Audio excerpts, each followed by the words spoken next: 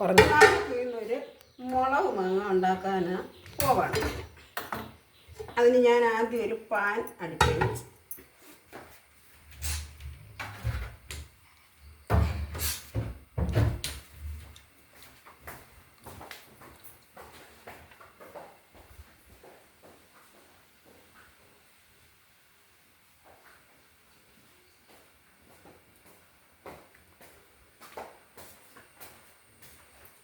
നമ്മളിന്ന് ഒരു മുളക് മാങ്ങ ഇടാൻ പോവാണ് ഞാൻ.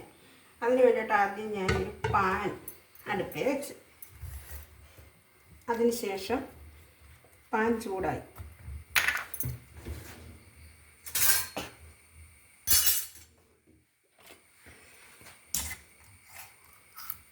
അതിനുശേഷം പാൻ നല്ലോണം ചൂടാകണം, വെള്ളത്തിൻ്റെ അംശം ഒന്നും കാണരുത്.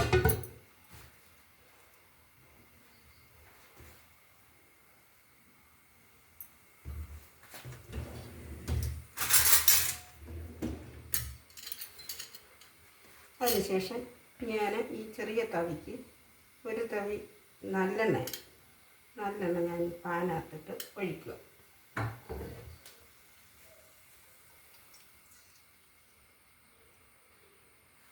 ഇത് നമ്മൾ കുറച്ച് എണ്ണ ഒഴിച്ചുള്ളൂ, കാര്യം ഇത് ഗൾഫിലൊക്കെ കൊണ്ടുപോകാനുള്ള അച്ചാറാണ്. അപ്പോൾ അത് ഒരുപാട് എണ്ണ ആയാലും അത് കരിക്കും. അതുകൊണ്ട് എല്ലാവർക്കും കൊളസ്ട്രോളും അതും ഇതൊക്കെ ഉള്ളു. അതുകൊണ്ട് ഞാൻ കുറച്ച് എണ്ണയെ ഇതിനകത്ത് ഒഴിച്ചിട്ടു.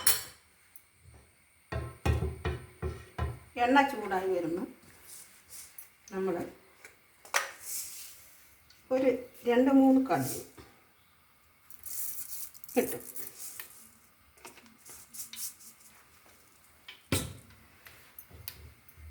കടുക് പൊട്ടിക്കഴിയുമ്പോൾ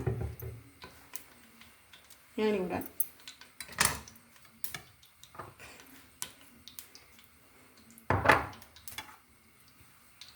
ഇഞ്ചിയും പച്ചമുളകും ഞാൻ അരിഞ്ഞ് വെച്ചിട്ടുണ്ട്. ഇഞ്ചിയും പച്ചമുളകും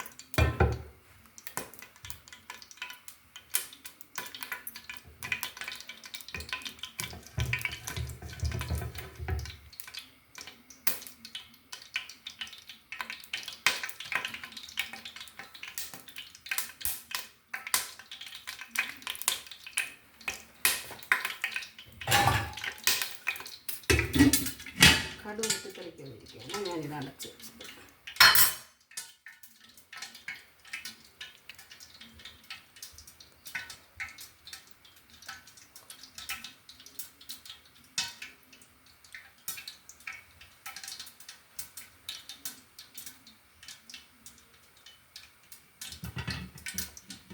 അങ്ങനെ നമ്മുടെ കടുകെല്ലാം പൊട്ടിക്കഴിഞ്ഞു. ഇത് ഞാൻ കുറച്ച് ഇഞ്ചി ചെറുതായിട്ട് അരിഞ്ഞ് വെച്ചിട്ടുണ്ട്. ഇത്ര ഇഞ്ചി,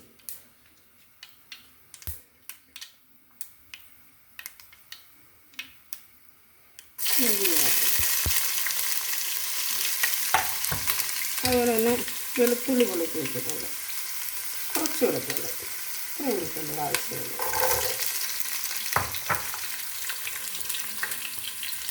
പിന്നെ ഞാൻ ഒരു 4-5 പച്ചമുളക് അരിഞ്ഞ് വെച്ചിട്ടുണ്ട്. അതൊരു കുറച്ച് പച്ചമുളക്. പിന്നെ ഞാനിപ്പോൾ കറിവേപ്പിലെല്ലാം കഴുകി ഉണക്കി വെച്ചിട്ടുണ്ടായിരുന്നു. ആ കറിവേപ്പിലയുടെ ഇതിനകത്ത് കറിവേപ്പില ഇച്ചിരി കൂടുതൽ ഇരുന്നാലും കുഴപ്പമൊന്നുമില്ല. പിന്നെ ഞാൻ ഈ മാങ്ങ ഒരു 3 കിലോ മാങ്ങയുണ്ട്. ഈ മാങ്ങ ഞാൻ ഇന്നലെ രാത്രിയിൽ ഇരുന്ന് അരിഞ്ഞ് ഉപ്പ്, മഞ്ഞൾപ്പൊടി, ഉലുവാപ്പൊടി,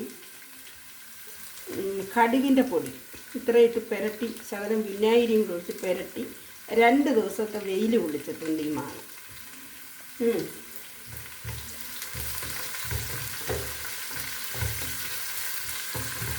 അപ്പോൾ ഞാൻ ഇതിനകത്ത് ചേർത്തേക്കുന്നത് കാശ്മീരി മുളക് പൊടി, പിന്നെ കായപ്പൊടി, കടുക് പൊടിച്ചത്, ഉലുവാപ്പൊടി, ശകലം മഞ്ഞൾപ്പൊടി, കുറച്ച് ശകലം വിനാഗിരിയും ഒഴിച്ച് ഞാൻ പുരട്ടി രാത്രിയിലായിരുന്നു 2 ദിവസം ഞാനിത് വെയിലത്ത് വെച്ച് വാട്ടിയതാണ്.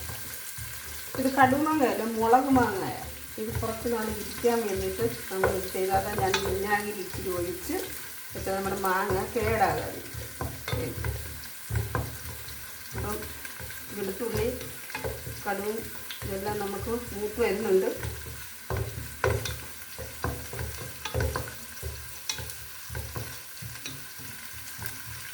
വെളിച്ചെണ്ണയൊക്കെ ഞാൻ കുറച്ചേ ചേർത്തുള്ളൂ. ഇപ്പം തന്നെ ഒരു അച്ചാറായി ഇരിക്കുമത്. പിന്നെ നമ്മളത് കടുക് വറുത്ത് അതിനകത്ത് ഇട്ടിട്ടൊന്ന് ഇളക്കണം. കടുകും കറിവേപ്പിലയും പച്ചമുളകും വെളുത്തുള്ളിയും ഇഞ്ചിയുമാണ് ഞാൻ ഇതിനകത്ത് എക്സ്ട്രാ ചേർത്തേക്കുന്നത്. ഇതൊന്ന് ചുമന്ന് വരുന്നുണ്ടേ. മാങ്ങ ആദ്യം വേവരുത്, നമ്മൾ ഇതിനകത്തോട്ട് ഇളക്കിയെടുത്താണ്.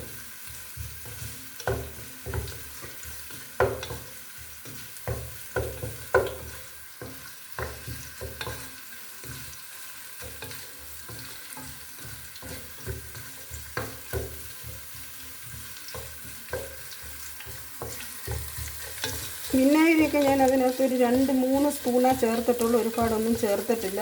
വിനാഗിരിയും കടുകൊക്കെ പൊടിച്ച് വെച്ച് അതിൻ്റെ വെള്ളമൊക്കെ വരുന്നതുകൊണ്ട് ഈ അച്ചാർ കുറേ ലാസ്റ്റ് ചെയ്യും. എങ്ങനെ പോയാലും ഫ്രിഡ്ജിനകത്തിരിക്കുകയാണെങ്കിൽ ഏതാണ്ട് 1 വർഷം പോലും കേടാകാതെ ഇരിക്കും.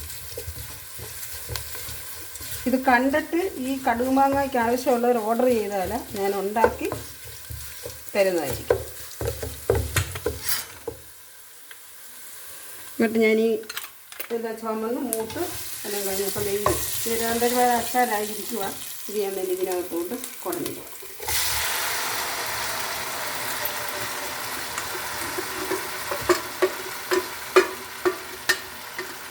ഞാൻ കായപ്പൊടി ഒന്ന് ചേർക്കാൻ, കാരണം കായത്തിൻ്റെ മണം ഒന്ന് പോത്തില്ല വെയിലത്തൊക്കെ കൊടുക്കും. കായപ്പൊടി ഒന്നിപ്പം ചേർക്കാം.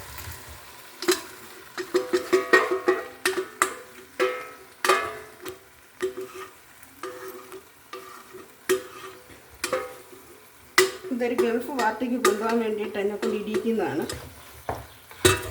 ഞാൻ പലർക്കും ഇട്ട് കൊടുത്തിട്ടുണ്ട്, അത് ഒരുപാട് ലാസ്റ്റ് ചെയ്തിട്ടുണ്ട്. അതുകൊണ്ട് പറഞ്ഞതുകൊണ്ട് ഇടുക.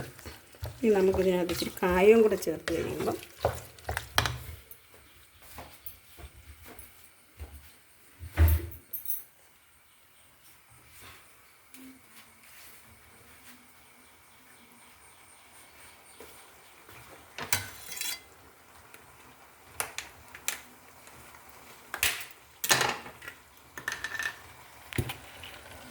ഒരു സ്പൂണ്,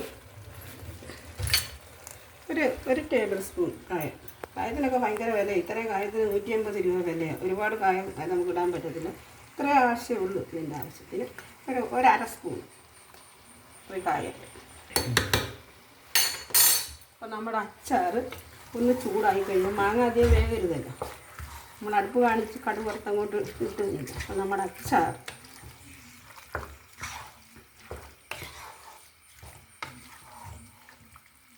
ഇത് അച്ചാറെന്ന് പറഞ്ഞാൽ മുളക് മാങ്ങ.